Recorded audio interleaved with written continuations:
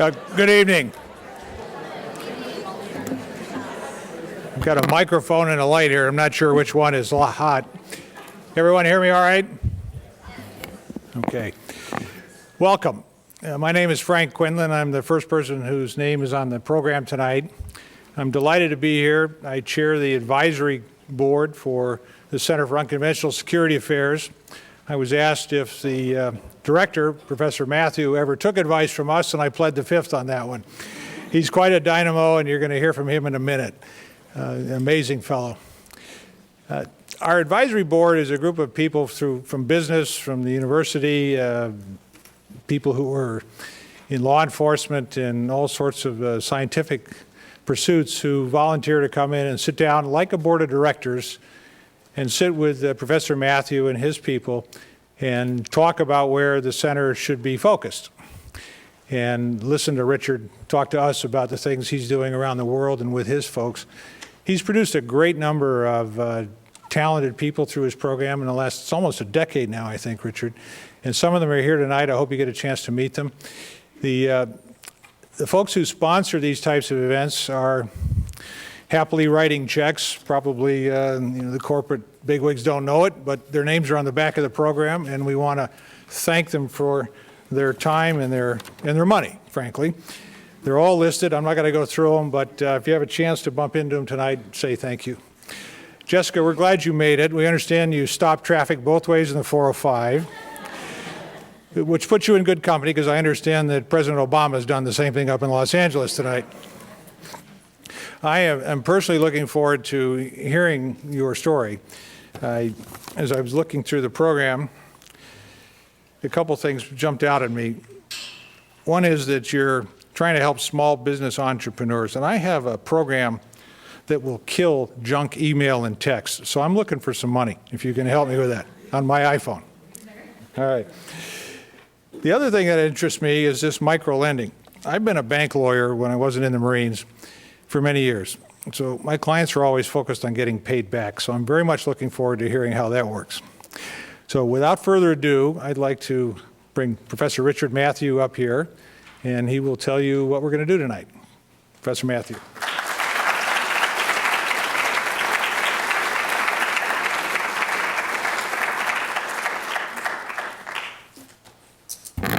Well, good evening, everybody. I'm glad you're here. It's wonderful to see you all here. The evening started with a few sort of logistical challenges, and as you know, there was a traffic jam on the 405, scheduling issues, and so on. It started me thinking. In the past couple of months, I have traveled to a variety of places. I've been in India and France and Switzerland and Canada. I've been to Chicago, across this country, in D.C. and New York. And everywhere I go, everywhere I've been, people say the same thing. They say, my to-do list has got out of control. They say, I'm overwhelmed. Things are going too quickly. How do I slow my life down? It's out of control. I've got so many things to do now. And it doesn't matter whether you're talking to somebody starting up a business in Delhi, or somebody working for the government in D.C., or somebody working at a university in Paris. They're all saying the same thing. How did we get to this situation? How do we get so out of control? I think we live in a very complicated world. We live at a complicated time. And part of the reason is because there's so many of us. And we've got these technologies which have allowed us to connect to each other in all sorts of ways. So there's always something going on. There's no real quiet times anymore. And we all know that. Everybody knows that feeling. Everybody knows that feeling of having this long to-do list. And I think that sensation, which everybody's familiar with, is reproduced in the systems that we all live in and depend upon. The systems that we live in and depend upon have become very complicated, filled with lots and lots of people, interacting in lots and lots of ways, empowered by lots and lots of remarkable technologies. And one of the concerns, of course, with these systems are wonderful. They give us incredible opportunities. But some of them, as we look at some of the most important systems that we're all embedded in, everybody in this room is embedded in, Some of them are moving along trajectories that are deeply worrisome. They're moving along trajectories that we would call unsustainable. Think of just people as a system. For hundreds of thousands of years, the relationship between the number of people being born and the number of people dying was sort of stable. And the needs of human beings, their needs for energy and water and food, reached sort of equilibrium in most parts of the planet. And the practices, the routines, the ways they met their needs could be reproduced generation after generation after generation after generation. Things stayed the same, not for years or decades, not for centuries, but for millennia. They remained largely unchanged. And then a couple hundred years ago, that dynamic, which had lasted for hundreds of thousands of years, changed dramatically. We found out that we could keep a lot of people alive and extend their lives dramatically and grow the population of the planet very quickly. And so for hundreds of thousands of years, population looked like this, and then it started to move up. And in the last 50 years, it has been a vertical line. We've moved up to 7 billion people today, and we're going to add another 3 billion people in your lifetimes, almost certainly. Now, this many people, that's a good thing in a lot of ways. A lot of people living longer lives. And there's something good about that. But it also introduces a lot of stress and a lot of challenges. We have to find places for 3 billion people. Most of them are going to move into cities around the world. We need to find places for as many people as currently live in cities. We need to double the size of cities in your lifetime. And how are we going to provide water and food and jobs and education? And how are we going to manage the waste of another 3 billion people? We're not sure that we can build infrastructure quickly enough to meet the needs of a population that is growing so dramatically. And when population grows so dramatically, other types of systems are affected, because all of these complex systems that we're part of interact with each other. So as people live longer and longer lives, they have new needs. We see this very clearly in our country. In our country today, so another system that is on a trajectory which is worrisome is our healthcare system. Today, 20% of our GDP goes into healthcare. And most of that goes into people who are over 75, because those are the big consumers of healthcare services. And that population is growing. So we look at that situation and we say, well, we're not going to stop people from aging, but we don't want our healthcare system to cost 30 or 40% of our gross domestic product. We can't even imagine how we could cope with that. So what are we going to do? And when we transfer money to healthcare, you have to transfer it away from something else, like education. A lot of the people in this room are feeling, throughout the world, people are feeling the pressure of the cost of education. But it's more advanced in the United States than anywhere else. So today, when an American graduates, he or she often graduates with $50,000, $70,000, $80,000, $100,000 worth of debt. Their peers in Germany or France or Korea or China or Japan or Canada graduate usually with no debt at all. And we're not sure if that's sustainable, and we're not sure what the implications of that might be for our economy and for the long-term stability and health of our country, let alone the rest of the world. So we see these things and we see them moving along trajectories that are not sustainable and that are worrisome. Some of them we feel immediately. The types of lending that took place in the 90s and into this, at the beginning of this century were unsustainable, and they triggered an economic crisis in 2008, which everybody on the planet experienced in some way. Stock values dropped, incomes dropped, jobs were lost, food prices went up. Everybody felt that breakdown, that crisis, which is still playing out. Other types of problems in the system we're not experiencing as quickly as other parts of the planet. Climate change, for example. Current thinking on climate change is that the social effects of climate change, the negative social effects of climate change, are taking place on a much larger scale and much more quickly than scientists believed just 10 years ago. Things are considerably worse than we thought just a decade ago. We see them. Part of the reason we don't understand that is we see things happening, wildfires in California, and Hurricane Katrina, and heat waves and droughts, and we haven't quite labeled this climate change yet. But in other parts of the world, where tens of millions of people are being pushed around by floods, are being moved out by drought, are facing famines, they experience the adverse effects of climate change today. Now, when you stand back and you look at how these things are playing out, how these things are interacting, these complicated systems that we all depend on, and you say, wow, the economy is struggling in certain ways, we've got climate change, we've got population growth, rapid urbanization, healthcare costs are spiraling up, the cost of our education is spiraling up. It's easy to feel a little bit overwhelmed. And you add our own personal to-do lists, which are super long, and it really seems, how do you get in front of these problems? How do you say, okay, I'm going to dedicate my life not to crossing all these things off my to-do list for Monday, but tackling some of these larger problems? And that's not an easy thing to do. It's not an easy role to play. Now, the center that I direct, years ago, we became deeply, deeply inspired by people who have found ways to do that. People who look at the world and they say it's a complicated place. And there's a lot going on. And we're all connected. But instead of being simply overwhelmed by that and saying, well, let's start stocking up for the apocalypse, they say, okay, how do I bring, because one thing that's certainly true is that nature learns and it adapts. It's endlessly creative, and so are people.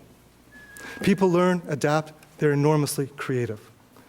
And so people look at this situation and say, yeah, we've got big problems. How do we take ingenuity and new ideas and capacity, wherever they're found in the world, and bring them to bear on the real problems of the world? How do we find entry points where those tools that we have can make a difference, can be leveraged into the types of changes which might move us off some of these worrisome trajectories? So that instead of a world 50 years from now that is experiencing mainly crisis and breakdown, we have a world that is talking about huge progress in alleviating poverty, conquering disease, empowering women, adapting to climate change. How do we do this? And we're inspired by people who find ways, and we began to honor them. And it's a great pleasure each year to identify somebody who looks at this situation and instead of being daunted, feels empowered. It's especially important here in the United States because we have so much capacity. We have long to-do lists, and we're part of these problems, but we also have a remarkable stock of capacity and a tremendous history of innovation, entrepreneurship, and ingenuity. We have good prudential reasons for wanting to tackle some of these problems. We also, I think, have a moral obligation to do that. Where there is capacity, there is obligation. In the moral economy of the 21st century, there's a fee for living in a privileged place like Orange County, like Southern California. And that fee is giving some of that capacity, some of that creativity to the rest of the world to try and help solve some of these problems. Now, it might seem daunting, but people are doing precisely that.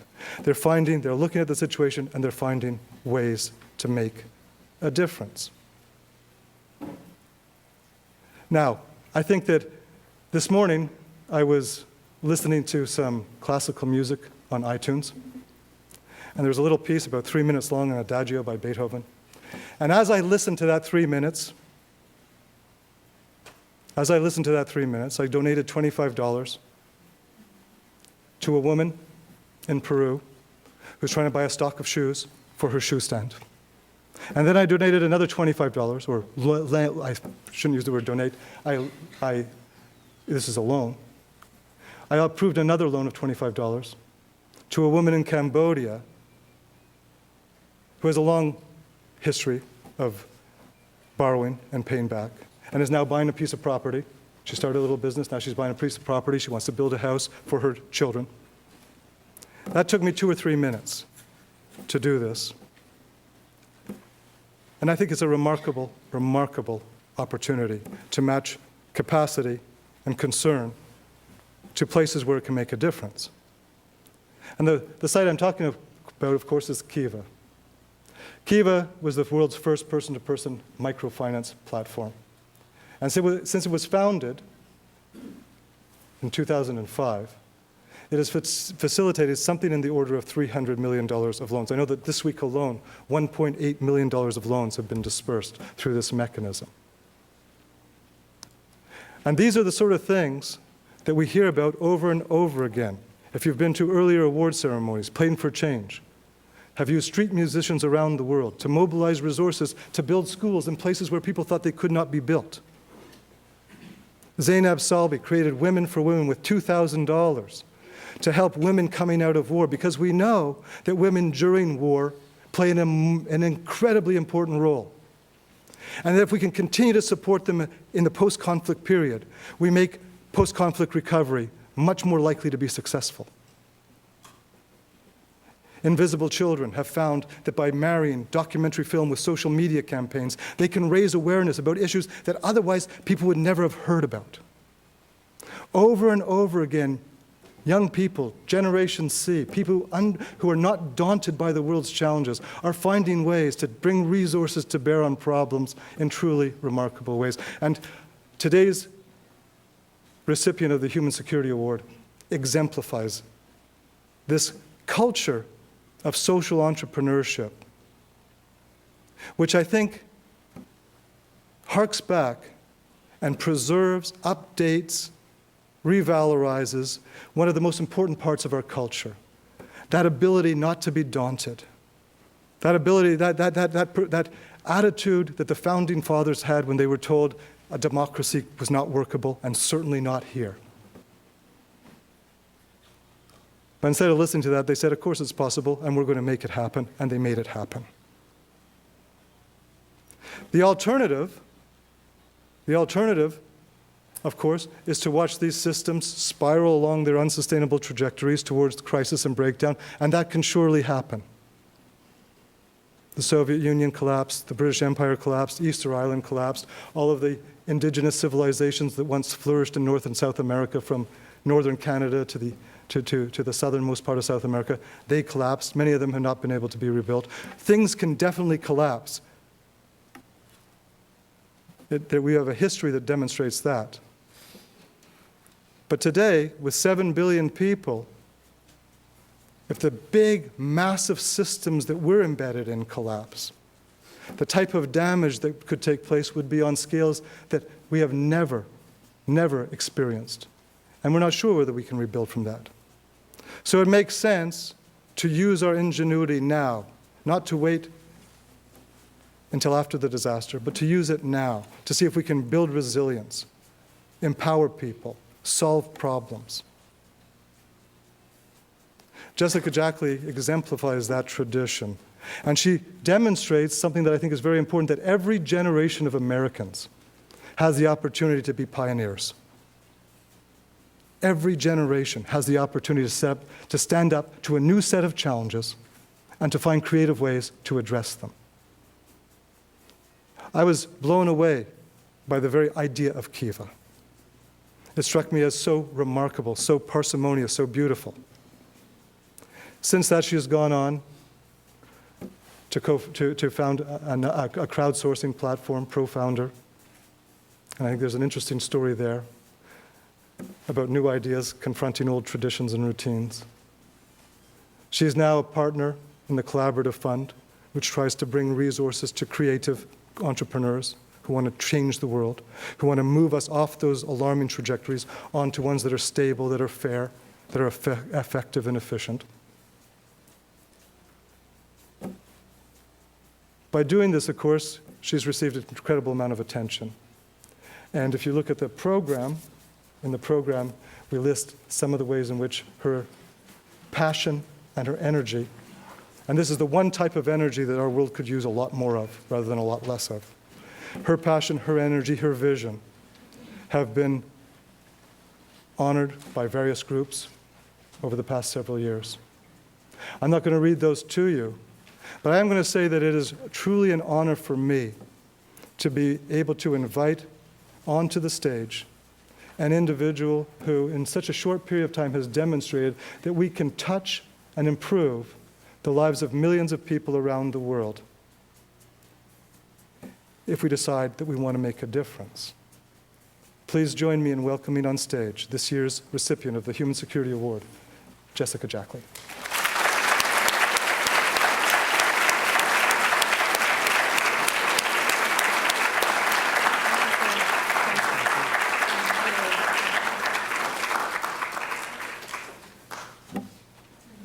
Good evening. If you can hear me in the back, can you give a little wave just to make sure? Great.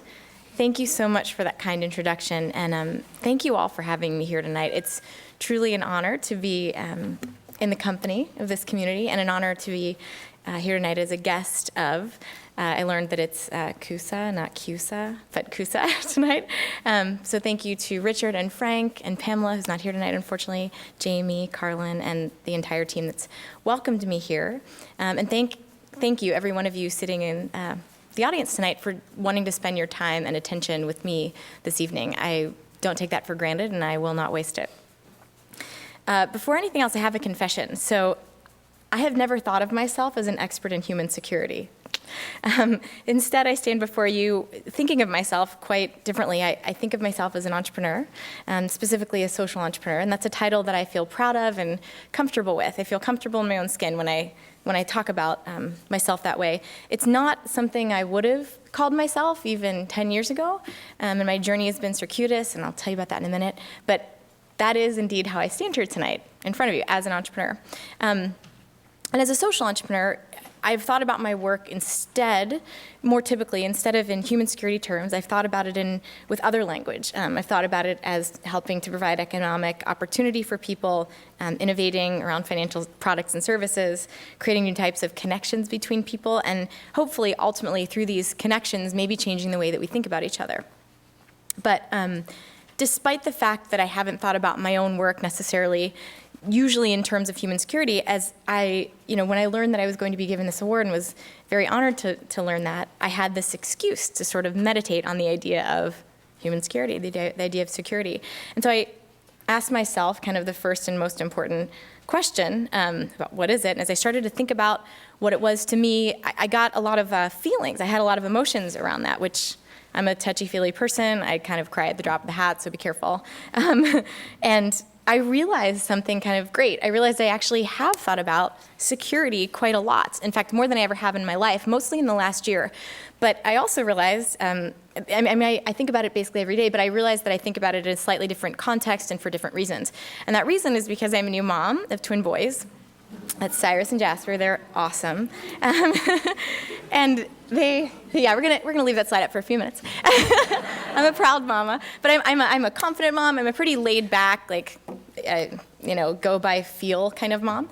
And so among the many, many issues that I watch moms and dads, parents stress out about. I've tried very, very hard not to stress out about a lot of them, but only the ones that are, if you will, mission critical, right? So I have a very short list of 3 things that have been really things that I've focused on in these last few quick months that have flown by. They're 8 months old now.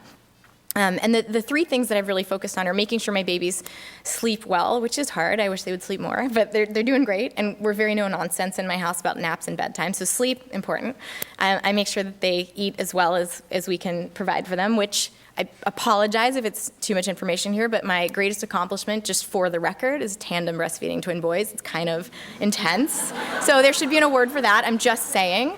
Anyway, okay, and then 3, so apologies. 3, by the way, did anyone see the cover that was, yeah, right? All right, we'll go, if we want to go there in Q&A, we can. Anyway, and then the 3rd thing is making sure that these little guys feel safe and secure, right? So that's my short list. There's a lot of other things to worry about as a parent, but I try not to. I try to focus on those 3 things. And on the last item in particular, making these little guys feel safe and secure, it's been an interesting journey. I don't know how many parents are in the room, but sometimes the things that make babies feel safe and secure are not intuitive. There's a really kind of quirky little video, a little primer for new parents called Happiest Baby on the Block. And I won't go into it, but like sometimes you do really weird things to communicate love to your baby and to like make sure they feel safe and secure, like shushing at them really loudly and like rocking them. Sometimes it feels like too much, and lots of funny little things. But we learn those, we do that. We really try to do all the other more intuitive things, like speaking to them in nice voices and cuddling with them a lot, stuff like that. So that's something that I've been thinking about, right? Security in that sense. And actually, they just started crawling over the last week.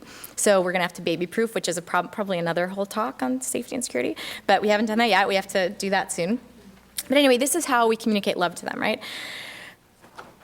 And this love, as I understand it, leads to attachment. And attachment, and don't worry, this isn't going to be a lecture on attachment parenting, I promise, but this attachment, as the theory goes, is actually what eventually gives these little babies the confidence to get out there in the world. So I read this today, quote here, when an infant begins to crawl and walk, they begin to use familiar people or attachment figures as a secure base to explore from and return to. These familiar, safe people and the way they relate to a baby over and over again create patterns, this is the important part, that guide the infants and shape their perceptions, emotions, thoughts, and expectations. So it's kind of amazing, right? And kind of ironic, but the closer these babies feel, the more freedom they will eventually feel confident to go have, I guess, in the world. So the closer we get, the farther we can go. And actually, I am so sorry, but I'm really actually so cold up here. Can I have my coat? Thanks. Sorry, I should have worn pants. Okay. So this is the kind of stuff that's been in my brain, for whatever it's worth, over the last year or so. So anyway, as that quote that I just mentioned, these feelings of security, or love in a word, creates patterns in our brains that shape our perceptions, our emotions, et cetera. It shapes how we see the world. So love, these attachments, the way we interact with each other, shapes how we see the world. So this idea, actually, as I was meditating on this over the last few weeks and months, preparing for tonight, kind of the bells went off because I thought, wait a minute, this is relevant to my work. This idea that how we interact, how we see each other, how we treat each other, shapes the way that we see the world. That has been central to my work. And so that's sort of the core of what I want to talk to you about tonight. But first, of course, I need to tell you my journey of how I got here tonight, my journey of becoming an entrepreneur, a social entrepreneur. And this story, it sort of begins in an unexpected place. So it began when I was a little girl myself. I remember being in a Sunday school class and for the first time learning about poverty. So I grew up in a suburb outside of Pittsburgh, Pennsylvania. And again, just a caveat, this is I'm not evangelizing here, this is just my faith tradition and my experience in it. But I remember sitting there in Sunday school hearing about Jesus and hearing about who Jesus loved. And Jesus really seemed to love the poor. And so as we learned who the poor were, again, 5-year-old, 6-year-old definition in my head, I learned about people that needed something really important, food or clothing or shelter. They needed something that they didn't have. And on the heels of that lesson was sort of this other idea that sitting on carpet squares in a circle, group of like 5- and 6-year-old kids, we apparently were the people that were supposed to help serve the poor and help give them those things that they needed. And in doing so, we were told, this was really exciting, good news, in doing so, we were doing something for God directly. Our Sunday school teacher told us, what you do Jesus said, what you do for the least of these, you do for me, more or less. I remember feeling so excited, so motivated, just sort of amazed that, first of all, God needed any kind of help. I thought God could do whatever God wanted to do, but also that I could be helpful in this ultimate way, that I could do something of really deep significance, even as a little kid. And the way that I could do that was by serving someone else that needed something, serving the poor. So this was all good news, right? But the lesson continued, and I think, God bless her, but I think my Sunday school teacher just simply wanted to pull out a lot of scripture with the word poor in it and throw that at us. And so the next thing she said was that Jesus also said the poor would be with us. Well, this was devastating to me. So I just went from here to here in that one little Sunday school class, because when I heard that, I felt like, whoa. I was just getting really excited to be useful and helpful. And I felt like I had this, in my own little kid way, this vision for what I could do in my life that would be good, that would help make me useful and meaningful in the world. But then I was told right away that actually, no matter what I did, the problem of poverty, the poor, were never going away. So I imagined in my head at that moment sort of this long line of people who wanted me to give them something, kind of following me around forever and ever in my life. And no matter how much I would give, even if I'd give everything I had, I'd turn around and the people would be lining up again and always need me to give them more stuff. And so it was one of the first times I felt really scared and panicky by this idea of an infinite problem, just something that was never going away. So I got stuck a little bit. And while I wanted to break out of this, at that moment I had sort of this polarization of emotions. I had the really excited, inspired side of me, all of those emotions that wanted to be important and help, but I also had that side of me that was panicked, that was scared and felt overwhelmed by this problem of poverty. And sadly, that's the side that was reinforced over time, year after year, image after image, experience after experience that I had encountering the poor, mostly because the stories that I heard again and again growing up through my adolescence and teenage years and beyond were stories of the poor told to me by very well-intentioned nonprofits, NGOs, et cetera, with a purpose of getting me to react so that I would, whatever means to the end they would use, but so that I would whip out my wallet and give some money or sign up for more volunteer hours or just do something so that then they could take the resource from me and go solve the problem. Now, I don't mean to bash nonprofits and NGOs and very well-intentioned organizations aiming to serve the poor, but often the method, to me, just seemed to be, we're going to get you to feel as much as we can so that you give more quickly, more readily. And this actually, I admit, it worked. It drove me to act. So these stories of sadness and suffering and desperation and hopelessness made me feel really guilty. And that freaking out part of me, that side of things, won out. So yes, I gave of my time and money, what little of the money that I had, and whatever time that I could on weekends or evenings or whatever, volunteering after middle school and high school. And in fact, if I look back at it, the worse I felt, the more guilt and shame and panic that I had in me, the more I would give, the more I would get involved. And even sometimes, even if it was just intellectual, the intellectual kind of arguments got to me too. I would stay up and watch late night infomercials, and this is Sally Struthers, of course, and wonderful person, I assume. There are folks today that do this as well. This is just the image that I remember seeing when I was around 13, 14 years old. But I remember hearing, for the cost of a cup of coffee, you can be saving a child's life. And today, I really like my coffee. I haven't had any really recently, or else you wouldn't be able to understand me. I'd be speaking even more quickly than I am now. But I remember thinking, well, oh my gosh, well, what do I do?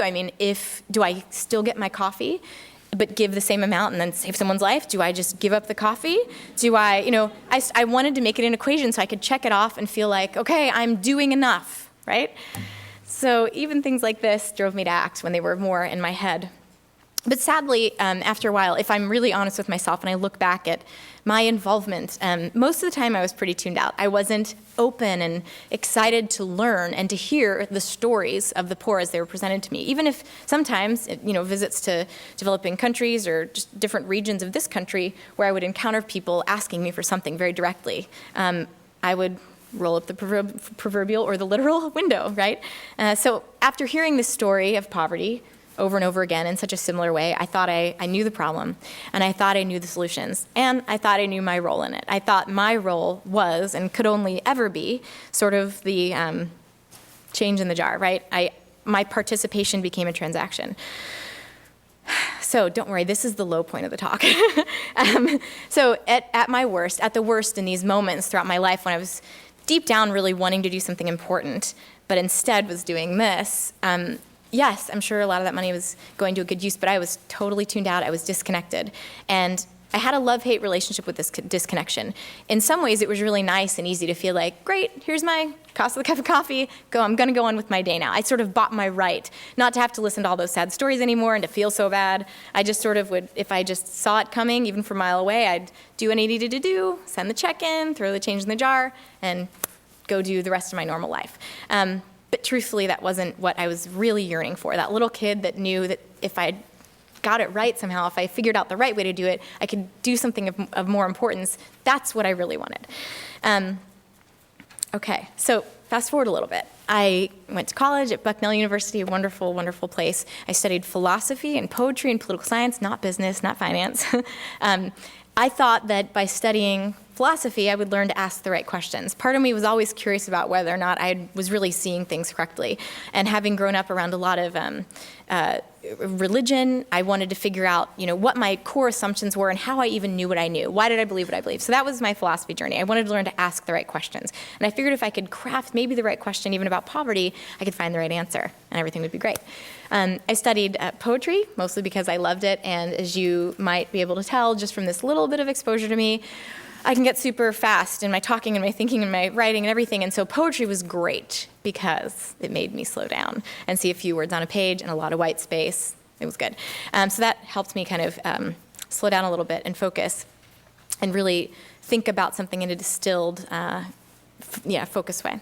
Okay, but then political science, this third thing that I studied, I wanted to study this because it seemed to me if we just changed some of the rules up here, maybe everything else would shift. And so I was really trying to figure out how structures worked, how power worked in the world. And that's why I chose that. Unfortunately, as I graduated college, I didn't feel like I had a plan with my amazing, wonderful, rich, diverse liberal arts education. And so this is not, for all the students in the room, this is not a prescriptive talk. I'm not recommending go do exactly what I did. But I graduated. I suddenly realized I didn't have a plan for what to do next, and I knew I was interested in helping people and nonprofits, but it didn't really give me anything specific to do. So on a whim, because I was in love with the boy, I moved to California. Again, not recommending, it's just what I did. And I didn't have a job, I just had a suitcase, and I stayed with a bunch of his friends down the street.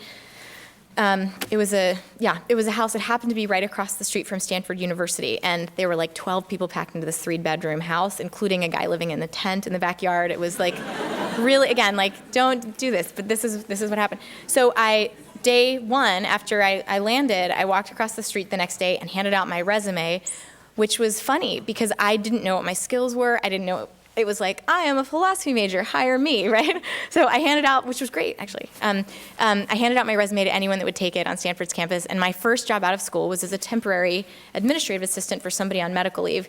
It happened to be in this place, in the Stanford Business School, called the Center for Social Innovation. I remember actually being annoyed that I had to work in a business school, because at the time I was sort of a hater. I thought, business is just about people that want to make money. That is not important to me. I want to change the world, but whatever, I have to pay my rent, so I guess I'll work in this Center for Social Innovation in the business school. And it turns out, of course, that this was an amazing research center where everyday people were coming through those doors and trying to apply business skills and business thinking to solve social problems. So it was perfect. It was very serendipitous, the right thing for me to be there. And over the years, the temporary, the person on medical leave came back, but I stuck around and took on other roles, and my job evolved. And the greatest thing about this job was I was surrounded every day, like I said, by people who were thinking about solving social problems in a way that was very new to me, very different for me. And so I started, shout out to the people sitting on the steps in the back, because this is what I did. I would crash lectures and classes, and I would sit on the back in case I didn't like the lecture and it was lame, and if I wanted to leave early. I'm serious. And I would try to talk to professors and go to their office hours anyway and learn from them, even though I wasn't a student. So I was sort of a sponge and a stalker and all sorts of things for a few years at Stanford Business School, but it paid off because one night I was in a classroom, much, much smaller than this room, of course, and I stayed late after work because there was this guy who was coming to speak at the school. His name was Dr. Muhammad Yunus, and it was in 2003, fall of 2003, 3 years before he would win the Nobel Peace Prize for his work kind of pioneering modern microfinance through the Grameen Bank. And again, full disclosure here, I'm telling you the good, the bad, and the ugly, the silly, whatever. I thought it sort of sounded scammy, and I was like, who's this dude? I'm gonna go hear him, right? So I go, and I sit in the back, and I listen to this guy, and it was one of these kind of lightning bolt, aha moments of inspiration for me.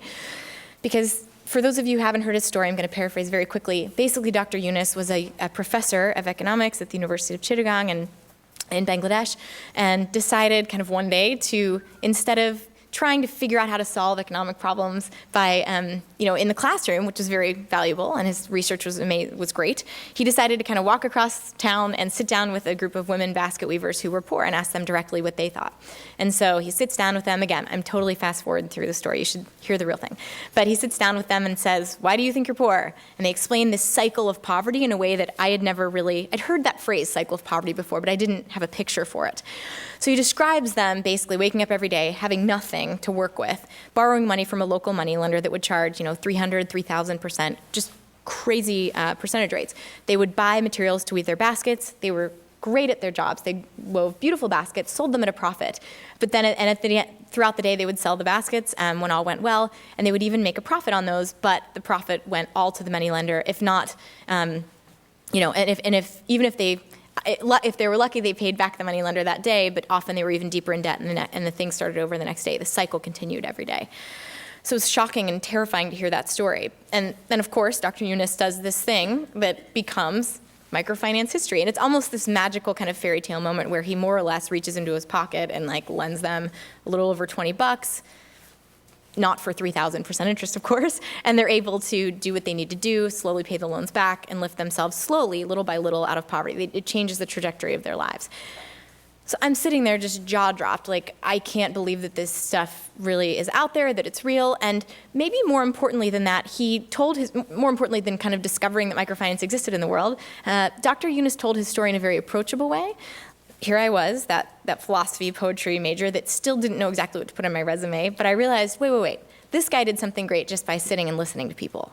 I can totally do that. And so perhaps naively, I thought, well, I'll just go sit and listen to people and do something really straightforward. That'll be great. So that seed was planted. And then most importantly, Dr. Yunus talked about the poor in a way that I really hadn't heard anyone speak about them before, or at least not convincingly or honestly and sincerely. But he talked about the poor actually as hardworking, smart, strong entrepreneurs who were doing everything right. They just needed access to this little bit of money to continue to do what they were doing and actually have their work bear fruit. And that just unlocked for me this old image that I had sort of reluctantly accepted of the poor, that had built up over the years for me, of people that needed me to swoop in and help, needed me to be sort of the savior and to give them something, not lend them something.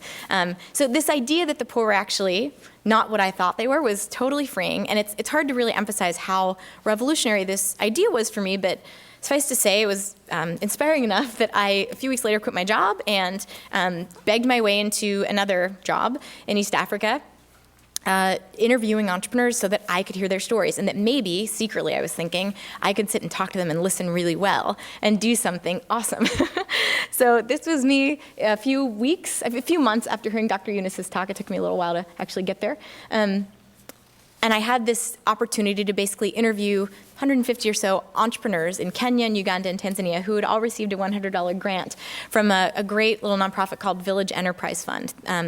Now, these were grants, not even loan. But again, I will emphasize, I didn't study business. I was like, it's basically the same thing. I'll learn about the money coming back later, another time. So I thought it was close enough, and it would give me exposure to entrepreneurs that had received a small amount of money to do more with their businesses. So this is what I did. And it was amazing.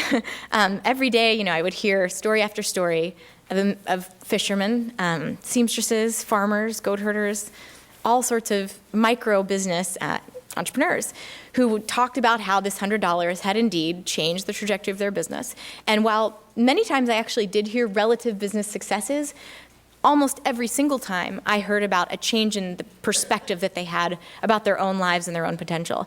And I heard about changes in their standard of living, concrete changes that I could understand and see and picture and celebrate with them. So I would visit people who would say, look, that over there, that mud hut with the grass thatched roof, that's where I used to live.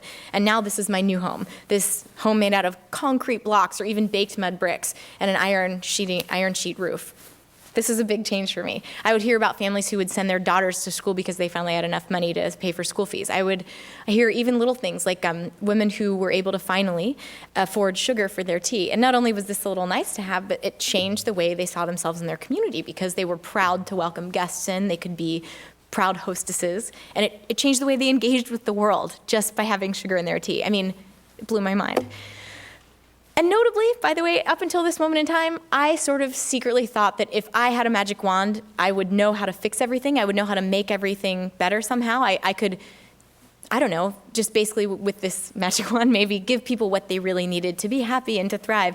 And part of this process for me really taught me, wow, everyone chose maybe an unexpected or at least in a different priority order, first step to improving their lives and their families' lives, whether it was education or nutrition or something, medicine or a new home, whatever it was, often it wasn't something I would have guessed. So it was a very good and humbling experience for me.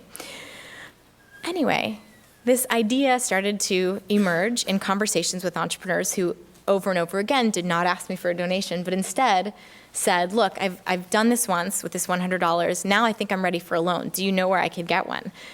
And the clients that, the customers that Village Enterprise Fund serves are often in very, very rural areas. I mean, they really try to focus on folks that are unreached or at least reached by very few other nonprofits and service organizations.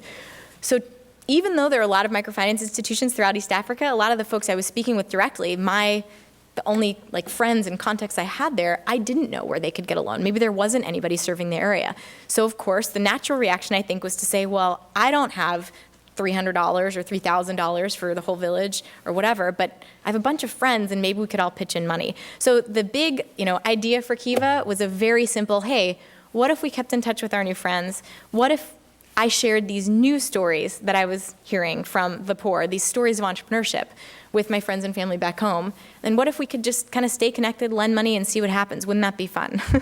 So that was the idea for Kiva. It was not rocket science, and it was not, as some business school cases and other writings about Kiva say at this moment in time, thus was born the idea for the world's first peer-to-peer microlending marketplace, et cetera, et cetera. No, it was, these people are really wonderful. I want to stay in touch. I don't have money, but collectively we might, and wouldn't it be fun to kind of leave my camera and my cell phone here and see what happens? So that was the idea for Kiva. We're going to fast forward a lot more, but just to nail this point home, the big aha moment for me, as I said, but to repeat it, was seeing and having a different gut reaction, not feeling that same old guilt, panic, shame, interacting with people that I thought I'd feel that way about, but instead feeling inspired and excited and maybe I could do something useful in the world. And the reason that went throughout East Africa and eventually all over the world was because I got to encounter people who were telling stories on their stories on their own terms, by themselves, who saw themselves with great potential, because that's the truth. They had great potential, and who were willing to express, yes, the struggles that they had, but also the victories and the successes that they had as well. So the littlest things, like encountering somebody who was working hard in a field every day, but was smiling and excited to talk about what she was about to harvest, or somebody who had already had a success story, maybe had started under the shade of a tree with a needle and thread, but already had made enough to purchase capital equipment and build a structure under which to work. That was already a success story. He was very proud of what he was doing. People just encountering somebody who, again, instead of in sort of a scene of scarcity for a brochure or something, encountering somebody in a scene of abundance in this tiny shop, but there she is, but surrounded by a lot of things that she has to offer. And in fact, even take it another step farther, instead of with empty hands, with full hands, with something to offer, that first impression changed the way that I felt and the way I thought about poverty and about potential. So the idea was, hey, let's share these new stories, and let's in fact put, Sophia's picture and story on a website, express exactly what she's told us, her loan need is, and then tell the world about it. And that's how Kiva began. And as was already said by Richard in the introduction, Kiva grew very, very quickly. So about a year after that picture of me with the turkey in Tanzania, that was Tanzania.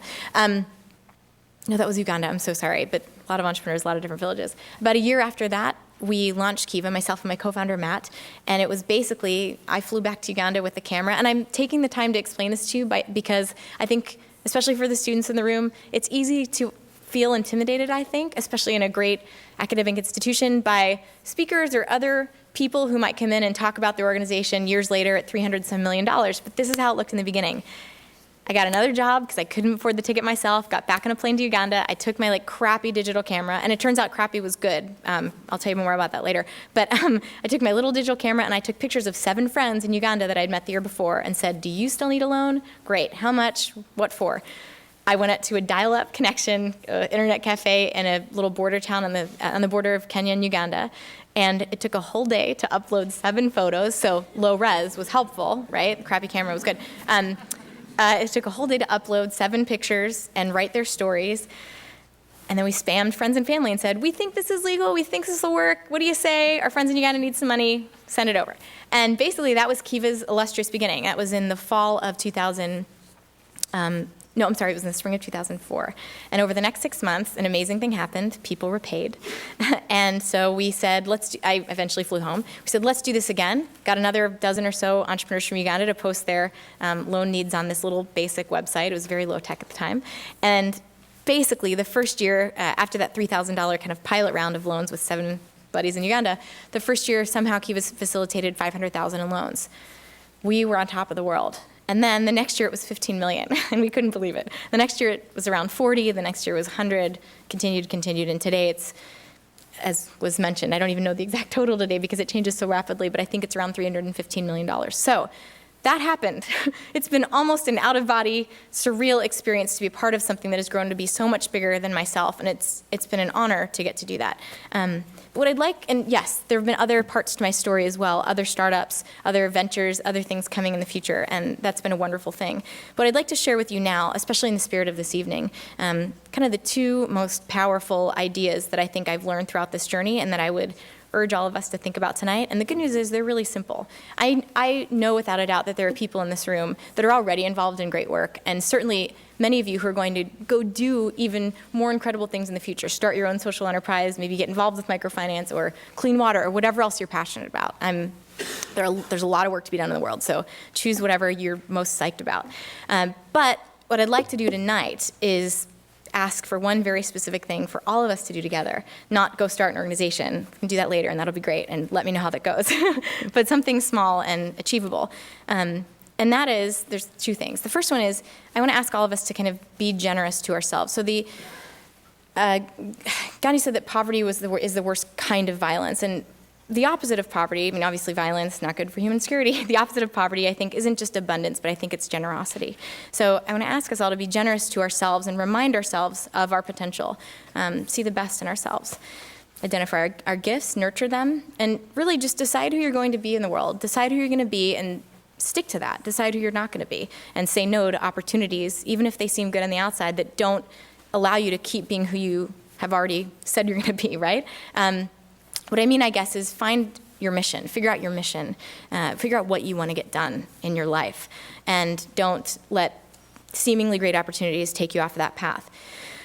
Now, if you feel like you don't know how to do that, I would say reflect on your values. I mean, definitely continue. I mean, you're in the right place, right? Learn, read, talk to people, go to lectures, absorb whatever you can on topics that you care about. And even if you think it may be a topic that you're not sure where it's going to go, cling to it and follow it. Follow the things that you love. Learn about those things that you love. And if you still don't know exactly what that might mean for your life, I'd say continue to check in with yourself and ask you what really bothers you in the world or what really inspires you. So for me, poverty really bothered me. It bugged me, it bothered me, it made me feel horrible about myself. I kept trying to figure out what I could do to get at it, to do something to address it. And I found microfinance, and eventually that led me to Kiva. If you want to focus on positive, which is great, and find out what inspires you, for me, as an example, it was the entrepreneurs that I met. Now, I didn't know what was going to come of just really loving these cool stories of entrepreneurs that were unexpected and new to me.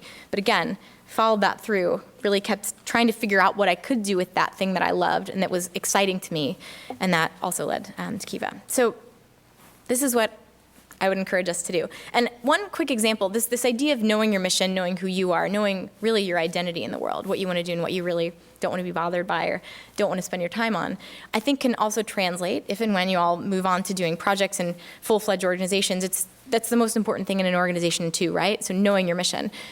Quick little story. About 2 years into Kiva, everyone does everything in startups. So phone rings, and it's, of course, like our customer service line and all of our personal lines, and it's just the same number.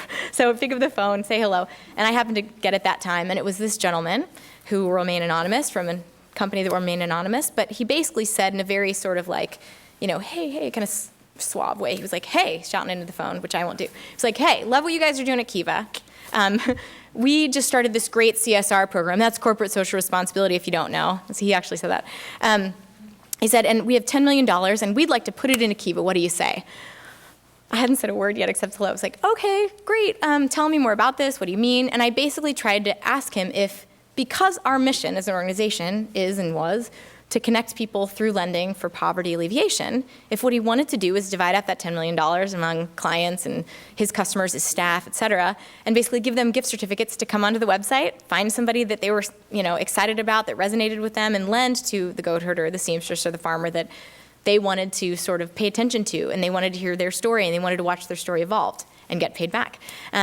Or did he just want to dump the money into the system and get it back and pat themselves on the back and go on with their next CSR project? And it was basically the latter. He was very much not open to actually letting human beings, God forbid, human beings have this experience of hearing about a news story of the poor, of entrepreneurship, lending money and kind of following that story of the entrepreneurs that unfolded. So we being me, said no thank you, and good luck with that $10 million. And by the way, at the time, Kiva had only raised $10 million ever. So this was a really big deal. But I said no thank you, and here are a list of other organizations where you can actually invest and earn some interest, or you can donate, and you can donate to us too, and pay our rent for the next million years or whatever. So I gave him other suggestions, but in the end it wasn't working because he didn't want to bother with going through that extra step to actually let people have this experience. And think about it, had we taken that money and just dumped it in the system and let it kind of automatically go to all these loans that were showing up on the site, that would have taken the $25 and $50 and $100 lenders out of the mix for months, for a very, very long time. So all else being equal, we certainly would have rather had those individuals have that experience, and that's what we got. So that seemingly great experience was actually relatively easy to say no to in the end, because I knew that by saying no to that, it was like just saying yes, reiterating a yes to our mission, to what we had already decided we want to do in the world. So if that illustrates it a little bit for you. The second thing, perhaps not surprisingly, that I would like to urge us all to do tonight is to be generous to other people, really to serve others generously. And I think the way that starts is to see others generously. For me, it took kind of a lot of years before I saw the people that I really wanted to serve, the poor, in a generous way, in a way that was actually true and honoring of the great potential and promise that they had in their lives.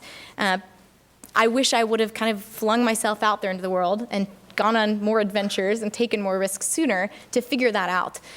And to get closer earlier. One of the people that I really admire a lot, he wrote a book called Out of Poverty and also started an organization called International Development Enterprises, is named Paul Pollack. And he says, more or less, I don't have the quote in front of me, but he basically says, look, if you want to serve some group of people out there, like go spend serious time with them, or just don't do anything, because you'll probably screw something up. You'll probably serve them in a way that is actually maybe damaging. So like get out there, spend time, get to actually know the people that you want to create a product for or provide a service to, whatever it is. And I really believe that. And I think that for me, the core of seeing others generously so you can serve them generously is to be a really good listener, the way that I heard Dr. Eunice was, and that I believe a lot of other great leaders are as they start to encounter, again, those people that they really aim to serve. They stop, they sit, and they listen really, really well, and they ask really good questions.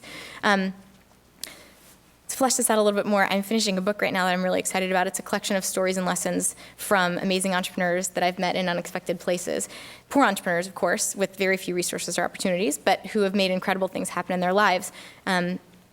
And for me, even, by the way, I went back, after Kiva started, I went back to Stanford, where I'd first shown up as my, completely goal-less, direction-less, temporary administrative self, and I went back and got my MBA there. And despite even those amazing lessons that I learned in the classroom, I found myself again and again reflecting on the lessons that I'd actually learned from these very unexpected, wise business people, for example. I'll tell you one story in some detail. I think we have the time for that. I met a brickmaker in Uganda who was named Patrick. And Patrick, by no means would you have looked at him and thought, this is going to be a great entrepreneur someday.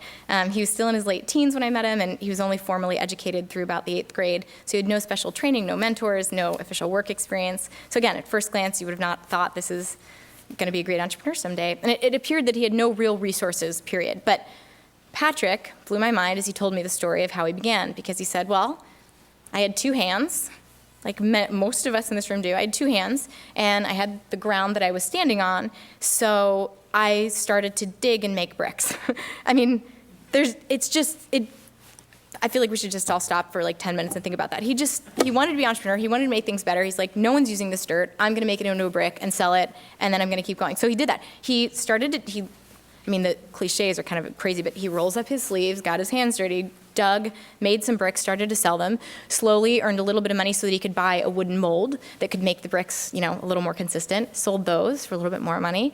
Slowly, he could afford matches to, you kind of can put the bricks in a circle, it's kind of a cool thing to see, and then light a fire in the middle, and it's sort of a self-contained kiln. So then he did that, and you can sell baked bricks for even more, and on and on and on. And when I met Patrick, he had 3 employees, and business was thriving. So Are you kidding me? Of all the great entrepreneurs that I got to meet at my time at Stanford and elsewhere, all around the world, Patrick remains kind of, for me, the person that I think taught me most about how to start. And that's obviously a very important lesson in entrepreneurship. And there are other ones. There's a goat herder that taught me how to sort of manage and influence others.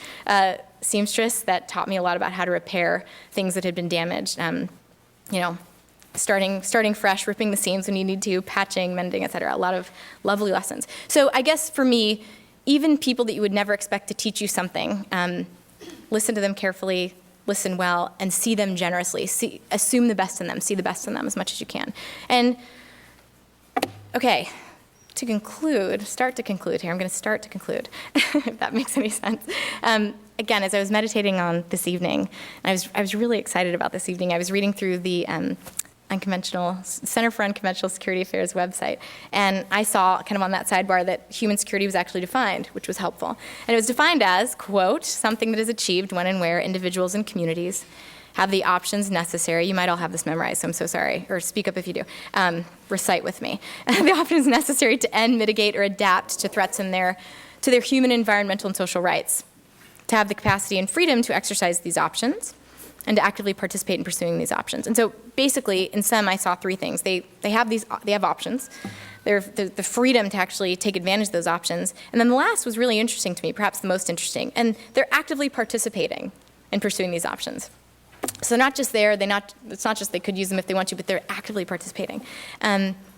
So this idea of participation, I think for us, is really back to sort of what I started with. I think participating in perpetuating these values starts with how we see ourselves, obviously how we see each other, and then how we interact. And how secure we are, how secure we feel, to me, how we participate in each other's stories actually does shape how we see the world. And how we see the world determines everything.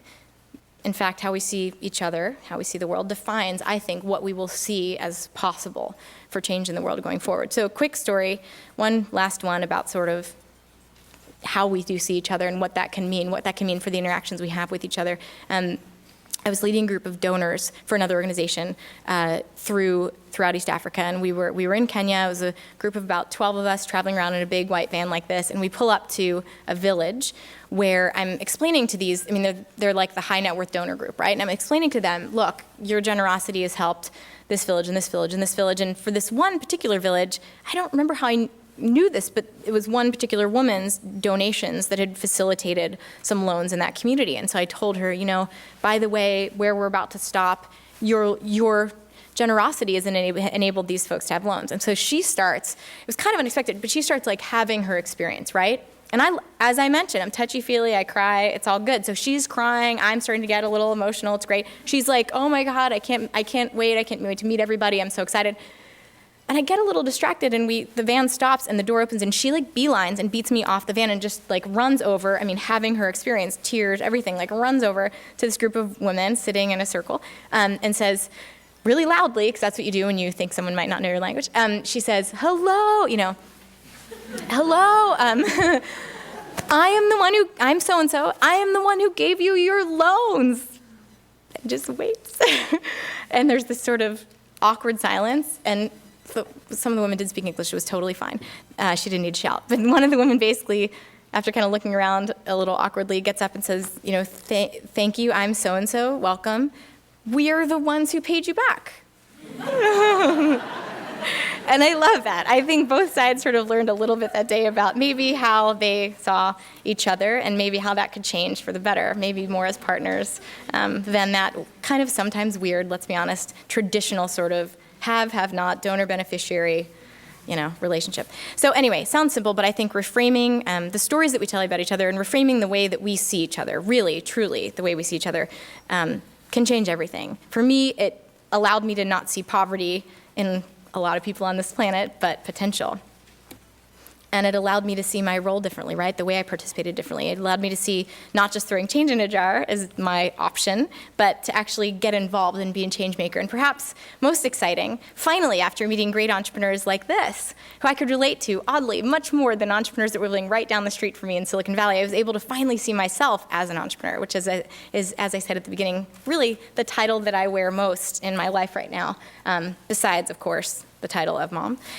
So I really hope that I can continue to be this entrepreneur and remind myself of that, and to see myself at my best, and to do what I think is the core of entrepreneurship, but to really make things better tomorrow than they are today. I know everyone in this room can do that too. So one more time, I'm going to just say it one more time. The first and most important step to doing this, I believe, is seeing the best in yourself. And from there, of course, the next thing you can do is see the best in the person sitting next to you and in everybody that you encounter.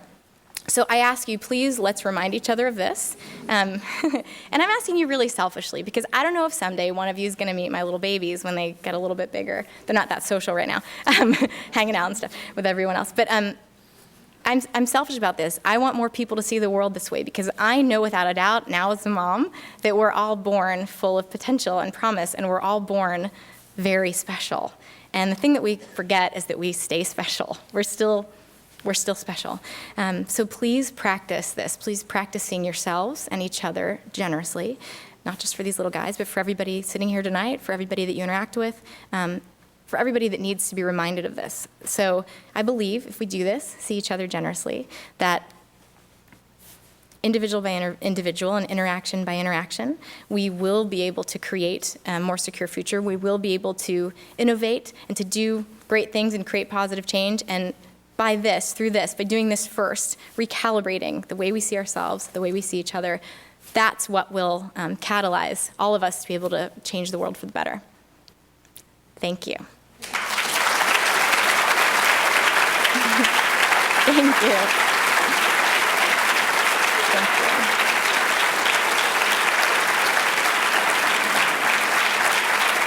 No, I'm not. Thank you very much. Thank you all very much. And we do have, so what's our thing? How are we on time? Good? Okay, so we have 10 minutes for questions. Great. And I'm going to pour water while I am listening to your questions.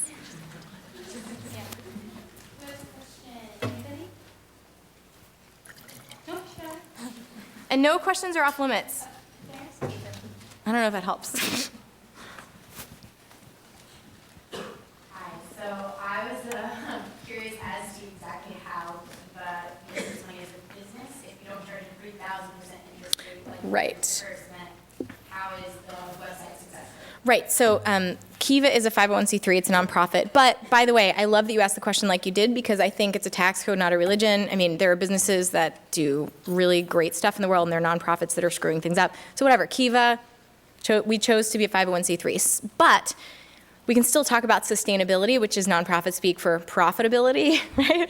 So the way that Kiva makes money and supports itself is yes through, and not primarily, but yes through the donations of very generous individuals, foundations, et cetera. But mostly, about 3/4 of what supports the staff and pays rent and everything is this little optional donation right at the point of purchase. So you're a lender, you find someone you want to lend to, right when you're about to check out, we say, great, look, 100% of this $25 is going to go to the seamstress, and it's all going to come back if she repays, which 99% of the time it happens, which is great. We can talk about that too if you'd like. So she'll repay, but would you help us out by donating a little bit on top of that, like 10% or 15%? Most people say no problem, because at that point they're already seeing, I think, reading into all lender minds here, right? But if you're already comfortable seeing $25 go out the door, and even if you're a tiny bit skeptical about whether or not it's coming back, you feel like you just gave away $25, to ask for a real donation on top of that for a few dollars, most people say no problem, and that covers the vast majority of costs. But additionally, at any given time, there's millions of dollars kind of flowing back and forth through Kiva. So on its way to borrowers from lenders, it's a pretty fast transaction, but it's on its way back as borrowers repay. Sometimes it's a few dollars at a time, every week, every month, whatever. So slowly, these little bits accumulate in lenders' accounts, which really are Kiva's accounts until lenders withdraw the money, which they can at any time. So at any given time, there's a bunch of money in Kiva's accounts that there's float on that we can earn. So those are the two main ones. Additionally, well, those are the two main ones plus donations. I'll stop there because it can get to be a really long answer, and those are the most important ones.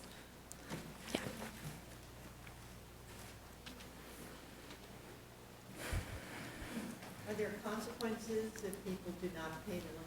Yes. The question is, are there consequences if loans are not repaid? And so lenders, so I'll say this, lenders take on default risk when they lend.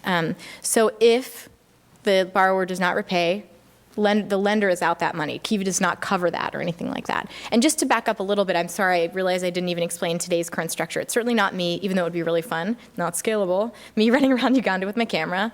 Bummer. But Kiva works with microfinance institutions all over the world, and there are thousands and thousands and thousands of these. So these existing kind of banks for the poor, the Grameen banks of the world, and Grameen's huge, a lot of smaller ones. These banks for the poor basically are out there anyway, with or without Kiva, lending to entrepreneurs, collecting repayments, et cetera, and deciding what happens when an entrepreneur doesn't repay. So when the way Kiva works now, I think they're around 150 out of, I'm telling you, like 10,000. I mean, it's a very small sliver of what's going on in the microfinance world, what you see on Kiva. But so when Kiva does partner with a microfinance institution, we do not, no pun intended, micromanage what they do and say, oh, you need to seize assets when somebody doesn't repay on time. You can't extend the loan. You can't do this. You can't do this. We say, do what you do and just communicate everything transparently. And that goes for interest rates because those microfinance institutions do charge interest. So the way the money flows, lender lends $25, goes straight through Kiva. We don't touch it. Goes straight through the microfinance institution. They don't touch it. Straight into the hands of the borrower. But then, as the borrower repays, maybe they'll repay with like 20% interest, or 25% interest. So it might sound a little crazy, but it's actually on average, what happens in the microfinance industry. And we only partner with microfinance institutions that we think are charging fair and appropriate interest. So anyway, 25 or whatever it is, repaid with some interest. The microfinance institution or MFI keeps that interest and just passes back the principal. So let's say it's $100 because that math is, we'll stay with 25. 25 all the way through, maybe they repay 26 or 27, but still just the 25 comes back through. That make sense? I actually had a chart before in my slides, but I was trying to be like anti-chart and only pretty pictures and like very simple words. So I can draw it in the air if that's helpful. Does that answer your question? Okay. What else? There's one. Really fantastic talk. Thank you. Really enjoyed that. So a few years ago, I was listening to another talk, and apparently there was some controversy about the flow of money from, the lender to the beneficiary. Yeah. And you guys came up with some... On Kiva. Yeah. Okay. You guys came up, I think there were some like really interesting, complicated diagrams that went through, and and I was wondering, like, have you guys streamlined that process at all to make it a little more clear on how exactly the transaction flow occurs? Totally. So, big disclaimer, I was not there when this happened. I left Kiva a few years ago to be able to do other startups and other things, but obviously I still talk about it as a very proud, grandparent. Or mom, let's just use the mom thing. What you're talking about, just to fill everybody else in, is there was a controversy. I think it was an article, somebody in the New York Times said, hey, is this money going to, it was about the directness of the loan. Was it really going to the person on that website, or was it going to somebody else?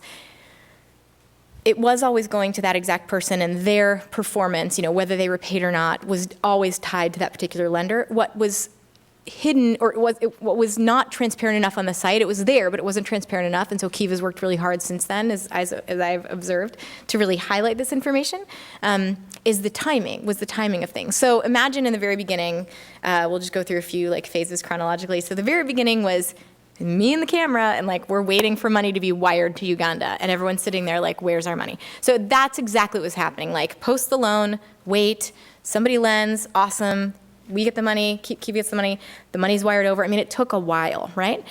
Eventually, fast forward a little bit, there are institutions that, first of all, every loan started getting funding, and in fact, we kept running out of loans to offer people. So pretty much, often the early microfinance partners would know if they posted a loan need, it would get funded. There was no guarantee on our part, but they sort of thought that was going to happen. So some of them got a little more comfortable with not wanting their clients to wait, and if they had any money in the bank, they would say, great, the loan is met on Kiva, the loan needs met. It'll take 3 more days before the money wires, but we're just going to give them money because we're going to lend the money now because we know Kiva's good for it, and these lenders are good for it. It's right there. And still the thing, always, the borrower is tied to to the lender.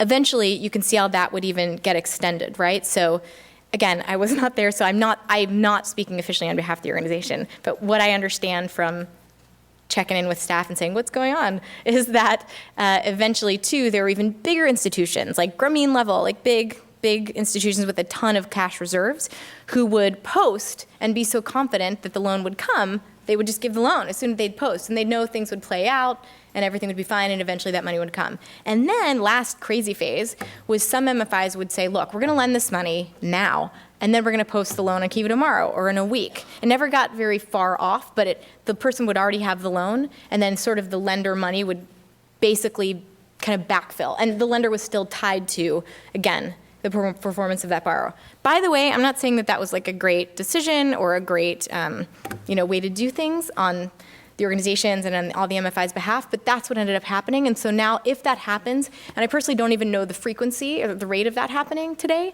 I think a lot more of them are more real time because it's easier to understand. And there are a lot of Kiva's partners still are more at that end of the spectrum where like they are waiting for money because there just isn't any to lend otherwise, right? As opposed to maybe the bigger organizations that might have several sources of funding. Maybe they get another loan from a local bank or they have some donations from somewhere else or whatever. And they might just sort of, we're talking about credit anyway, right? So they might give themselves some credit, literal credit, and lend and wait for the money to come in because they're kind of betting on that happening. So anyway, I'm not quite sure what the frequency is now, but any time that a loan is funded, right before it's posted or before the money is transferred or whatever, it's revealed on the site very clearly. Does that answer your question? Yeah. Great. We have It's kind of a time- complicated one. Sorry. Oh, go ahead. We have time for one more question. No pressure. Make it a good one. I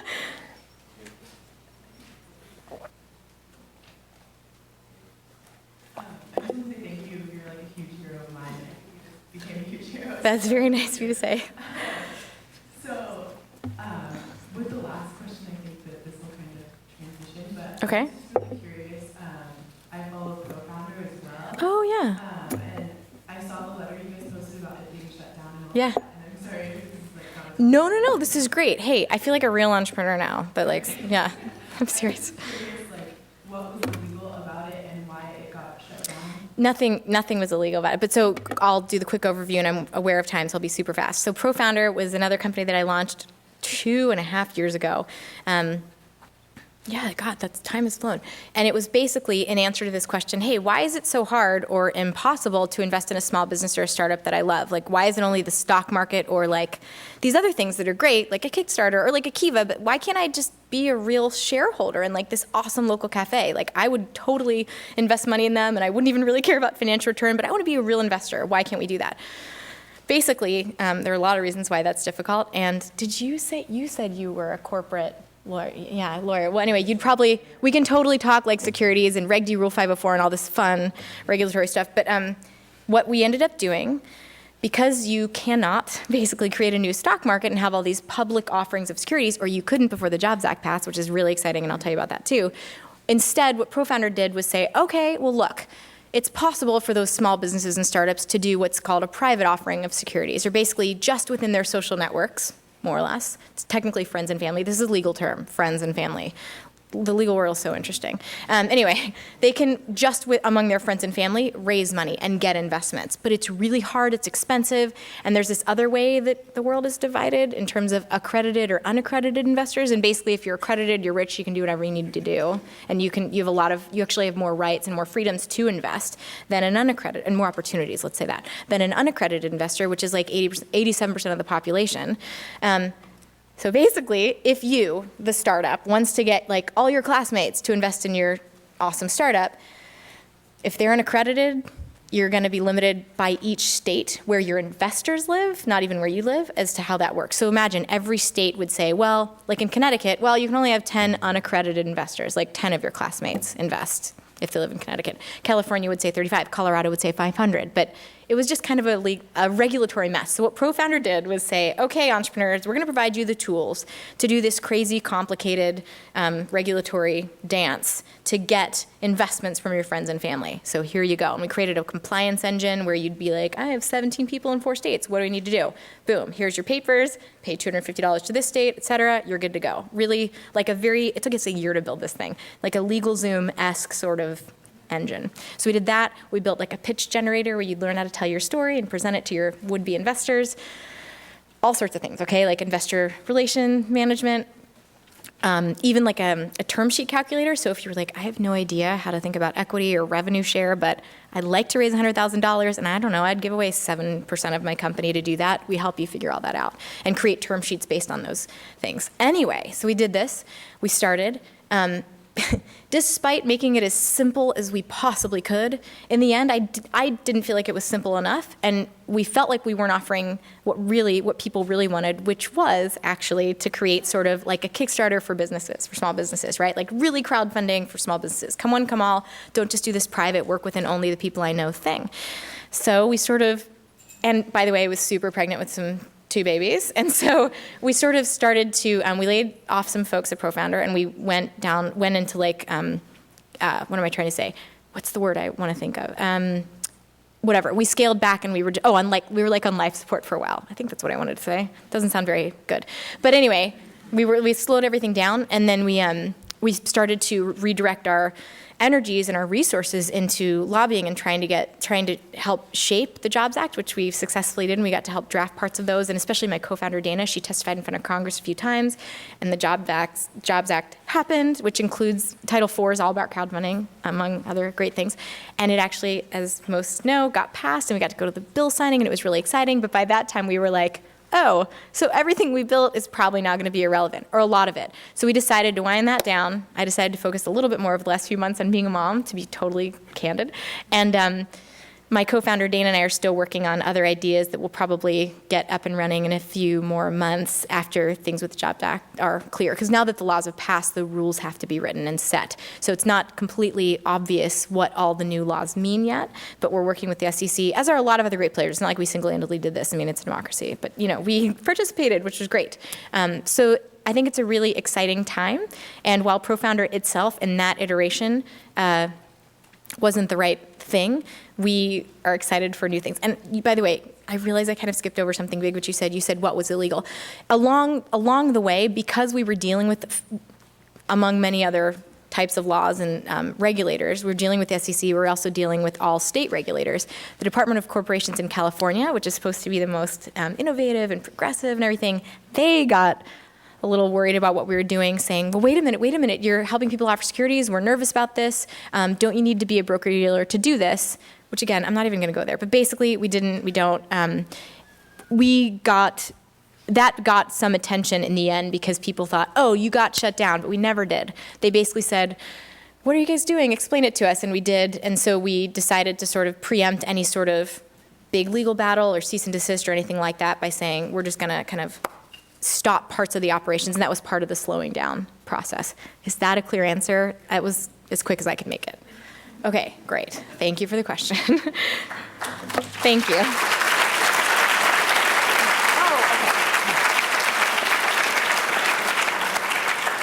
So before we go outside for there's a little dessert reception, I want to invite, each year, in addition to honoring somebody who's doing things that are making a difference, we also offer a fellowship to support the research of somebody who is studying something in the same space. And so I want to invite Joshua Clark up, this year's recipient of the Human Security Fellowship, for his work in Costa Rica.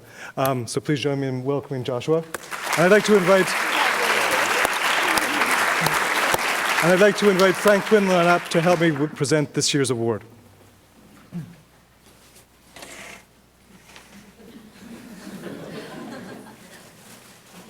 It's like the Wizard of Oz here.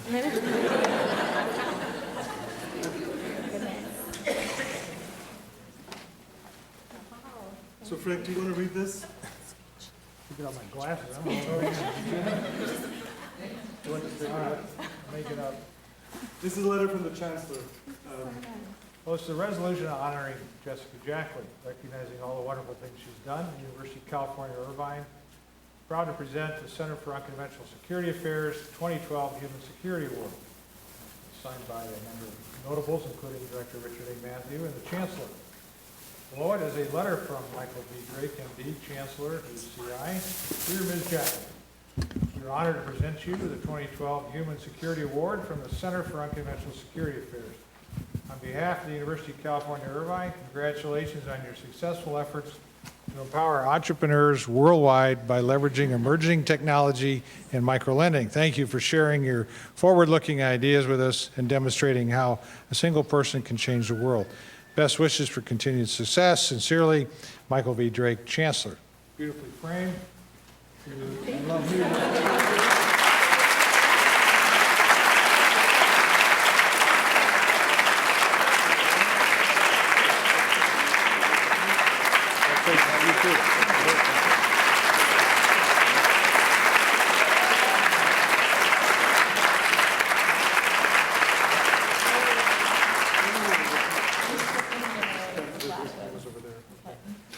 Please join us outside for dessert. Yeah, that's it.